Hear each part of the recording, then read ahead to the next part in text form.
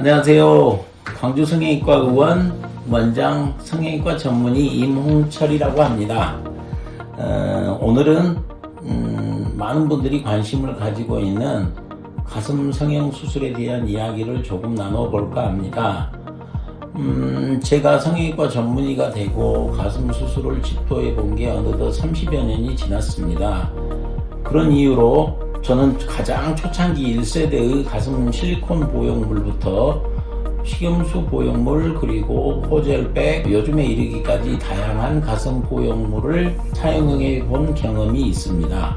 저는 방금 말씀드린 것처럼 오랜 시간 동안 여러 가지 보형물을 접해 본 결과 수술 받는 분과 더불어 저 역시 가장 안전한 보형물을 사용해 보고 싶은 욕심은 당연한 것입니다. 초창기 보형물도 제조회사에서는 가장 안전하다고 했지만 시간이 지나면서 실리콘 보형물의 일부 부식에 따른 실리콘 젤이 누출되는 이런 일들이 반복되면서 요즘에 사용되고 있는 여러 가지 타입의 보형물이 있지만 모티바에서 생산한 얼고노믹스 보형물의 경우에 얕은 블루 컬러를 보일 뿐만 아니라 표면이 실크 서피스라고 표현할 만큼 부드러움을 가지고 있어서 제조사에서는 가장 낮은 구형 구축을 장점으로 우리들에게 어필하고 있습니다.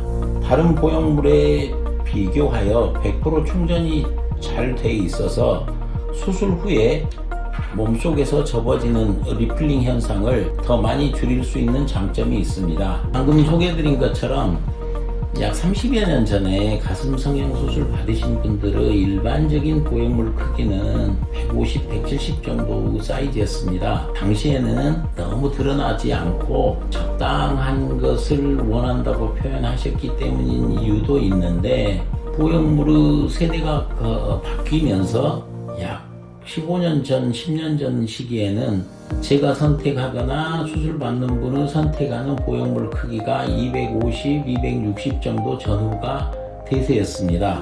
하지만 근래 최근 5년, 10년 정도 경과를 본다면 저의 경험으로 300 이하의 보형물을 선택한 분은 전체에서 3 내지 5%, 그리고 넓은 큰 골격이나 체형을 가지신 분들이 400 이상의 보형물을 선택하시는 분 역시 3%에서 5% 정도가 되고 가장 많이 한국인 체형에 사용되는 저의 경험에서는 340 정도입니다.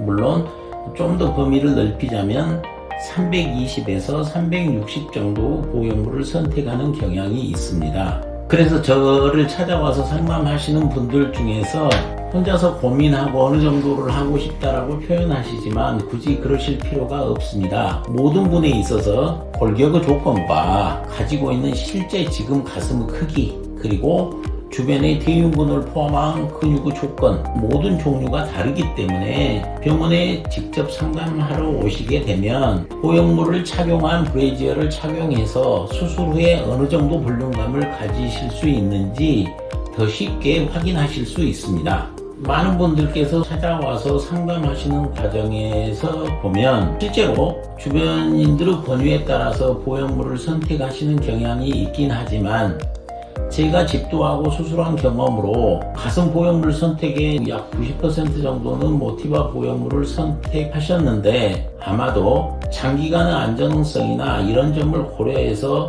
그분들께서도 선택한 것이 아닌가 하는 생각이 있습니다. 실제 상담을 하러 오신 분들에게는 각 회사의 제조된 보형물을 직접 만져보게 하고 있습니다. 하지만 이 밖에서 만져진 느낌과 실제 몸속에 들어간 느낌의 차이는 다릅니다. 전체적인 촉감 면에서 다르지 않은 이유는 밖에서 만져보는 것은 제조사마다 외벽이 한 겹인지 세 겹인지 그리고 실리콘 젤의 충만도에 따라 다르기 때문입니다.